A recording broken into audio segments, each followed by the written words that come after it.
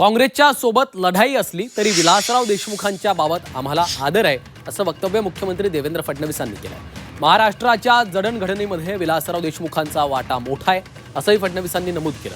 2 दिवसांपूर्वी भाजपचे प्रदेशाध्यक्ष रवींद्र चव्हाण यांनी लातूरमधून विलासरावांच्या आठवणी पुसल्या जातील असं वक्तव्य केलं होतं। त्यावर रवींद्र चव्हाणांकडून चुकीचे शब्द गेले अशी कबुली फडणवीसांनी दिली।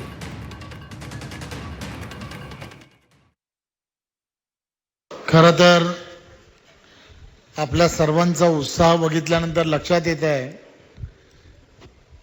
की 100% विलासरावांच्या आठवणी या शहरातून नक्कीच पुसल्या जातील, यात काही शंका नाही।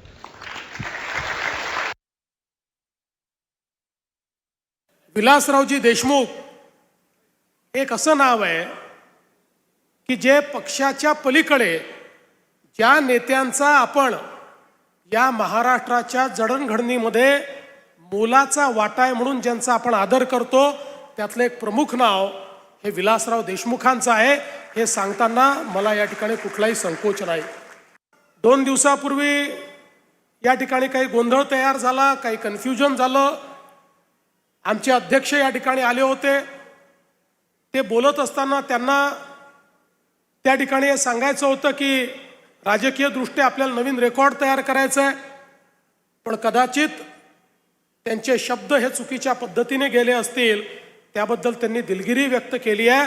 पण मी जाहीरपणे सांगतो, काँग्रेस पक्षाची आमची लढाई असली तरी विलासराव देशमुखांबद्दल आम्हाला नितांत आदर आहे।